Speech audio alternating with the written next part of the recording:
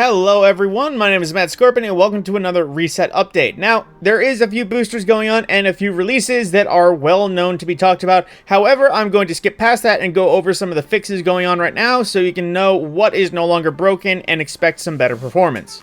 Of course, the 0.04 or 0.4 update for this year.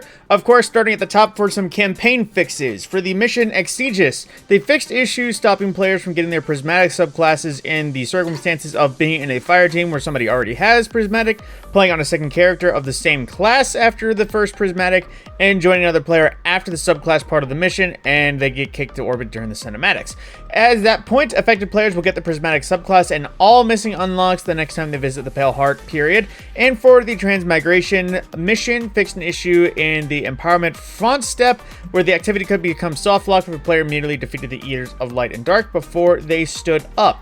For armor, fixed an issue preventing hazardous propulsion's enhanced rockets buff from applying to rocket damage when some lower strength weapon damage buffs such as Radiant were active. Hazardous propulsion will only override Radiant and other similar bonuses when the stat count is high enough to exceed Radiant's damage bonus. It will also not override in cases where they do not apply IG non-rockets. For weapons, fixed an issue where players would hit a Weasel error code when shaping their exotic class glaives from the Witch Queen.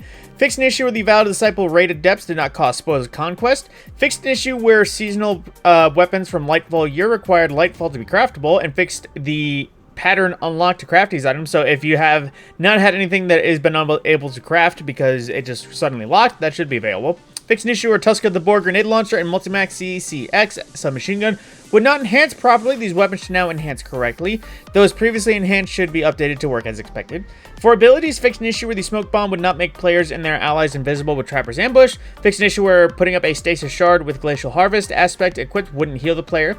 And fixed an issue where the faceted command reloading behavior could be activated repeatedly with no cooldown. So I've been feeling all those builds of Two-Tailed Fox where it was just immediately proccing. Yeah, those were just crushed. Fixed an issue where the lore tab for the Nakare ship would not display properly. How thoughtful you waited for a visit from me until the very end. Let's chat, shall we? Platforms and system. Fixed an issue that would cause audio output to be silent on the PC when using spatial audio formats, including Windows Sonic. Fixed an issue that would cause audio output to be silent for the PS5, emulating the PS4 executable with 3D audio for headphones.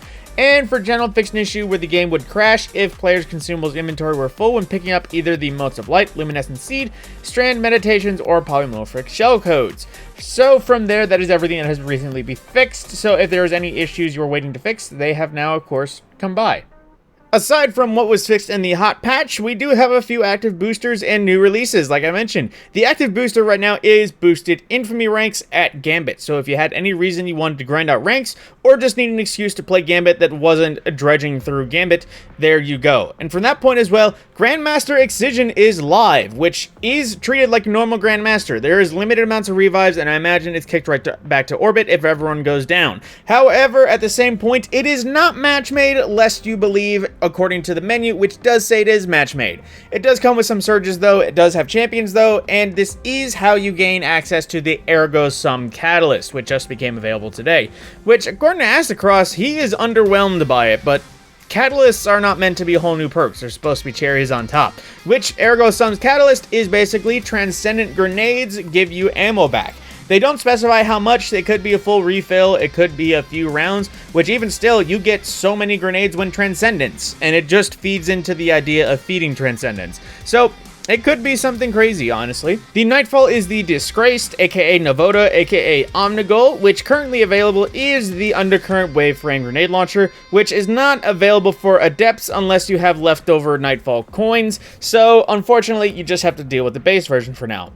In terms of Crucible, we have survival and momentum control for our rotators, and I imagine there might be a challenge or two for the weekly. From that point as well, expect trials this weekend as it will be coming up, and likely soon Iron Banner. I honestly keep forgetting if it is around soon. Moving into the Exotic Mission Rotator, we actually had a refresh a little bit as the Exotic Mission Avalon is available. If you don't remember what that is the Vex Network mission where you go and find Vex Network Asher Mir and actually earn the Vex Caliber Glaive. And I'm not sure exactly what the weapons are going to be available in said activity, but I imagine it's a lot of the stuff from Season of the Risen and the associate activities. Probably a lot of the crystalline awoken weapons from that season. I forget the name.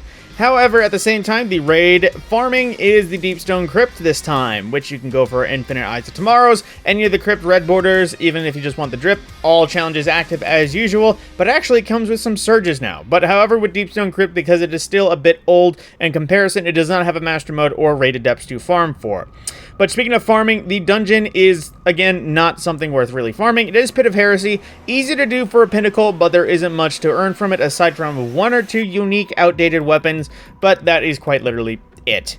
From there, our current raid challenge, of course, with the Pinnacle raid is still to be determined with Salvation's Edge because it still does not have challenge modes. But going into the variety of challenges, for Crota's End, we have All for One, which is Crota Challenge. Root of Nightmares is Illuminated Torment, which is first encounter. King's Fault is Devious Thievery, which, if I recall, is the War Priest Challenge. Veil Disciple is Base Information, which is Caretaker Challenge. Vault of Glass is Out of Its Way, which I believe is Templar Challenge. Garden of Salvation is Linked to the Chain, which I do not know. And Last Wish is Witch, which I also do not know off the top of my head. The next set of weekly challenges, we have Scratch for the Surface, which I imagine, like the past couple of seasons, is just completing this week's act of story. From there, we also have Research and Development, which is a second side quest for completing the next research specimen. We also have Aggressive Exploration for completing this week's Echo's Breach Accessible Active Weekly Challenge. Basically, play a Breach Executable, that's a weird phrase to say, and just complete it. And then we also have Forge Safe, which is forging pieces of the seasonal armor at Failsafe. I imagine you could either do one of each type or one of the same. We also have Deleted Directive, which is defeat Vex and Taken on Nessus, but bonus progress awarded for the Enigma Protocol activity, which isn't too terrible. Matchmate as well, so keep track of that. We also have Deepest Brass for these defeating Vex with void damage in Gambit or Vanguard ops. I just recommend going to Vanguard. You can kind of focus that. High Value Hunter for defeating powerful targets in Gambit, earn bonus progress for defeating high value targets. And Momentum Crash, defeating Guardians and Momentum Control, bonus progress with Zone Advantage. And keep track, there is going to be many more weeks of seasonal challenges as we go forward. I know I've missed them the past couple of weeks, but it's been new season hype. And darting into the Pale Heart for a weekly thing, there is one notable weekly thing to go over, and that is the current weekly farm mission, which it seems to be Iconoclasm. The cooperative post-campaign missions that give you Pinnacle Deep Sites do seem to rotate between Ascent, Descent, and Iconoclasm, which this is probably the easier one of all of them, ironically enough, even though you do have to do the Witness fight again.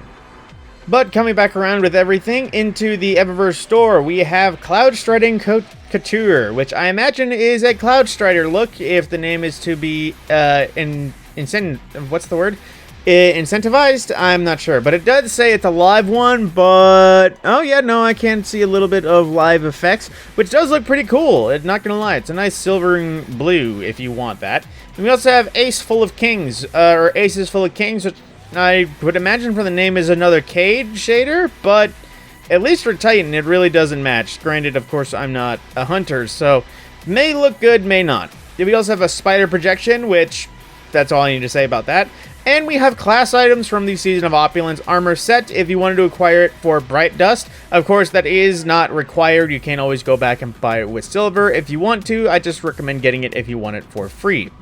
From there, we also have the Sparrow Getaway Exotic Emote, which is one of the funnier ones because you're messing about with a mini Sparrow and totally wipe out. Going into the big parts, though, for shaders, we have Lilac Bombast, if I pronounced that wrong, which is basically just, Watermelon Port 2. Then we also have Bruised Blush, which last week was here but didn't work, but you can see it now. It is a nice darker purple and blue, but still a little bit frilly. Then we have Vibrant Medusa, which is one of those ones that you'd think would look a little bit cooler, but it is pretty much just lots of green with a little bit of black. Then we also have Whispered Sheen, which is from Season of Plunder, which while on the armor it may look underwhelming, on some weapons it really does stand out, especially try it with the armor that this season came with. It looks really good. But from there, Transmats, Jade Coin. It is pretty much just the popping out of the Gambit Jade Coin, which it seemed to have lost its textures, not gonna lie. That doesn't look like it used to. We also have the Catch Flight entrance, which is you just popping out of a catch, like so. And the popular recurring Cannon Fodder, where you are fired out of a cannon. From there, we have Circling Sharks, which is, it's one of those ones that just kind of looks real dumb, but it's a little funny. And Rocket Stomp, which that's pretty much all it is. You send off a rocket and then you look up at the sky at some fireworks for a while.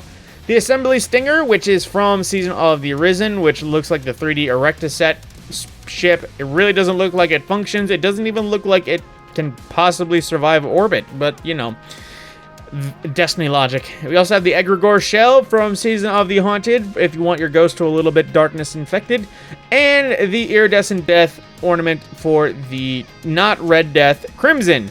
Almost forgot its name, which does look pretty clean as an idea. I do like that color scheme, but it loses all of its spikes, so now it just looks like a pistol that has a bayonet on it for no reason.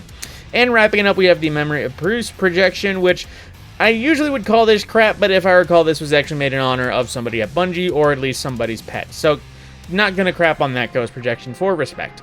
But from there, that is pretty much everything going on with the reset in Destiny. Of course, I will cover the season in its own respective video, but I just wanted to get the update out in the wild so people can know what is going on.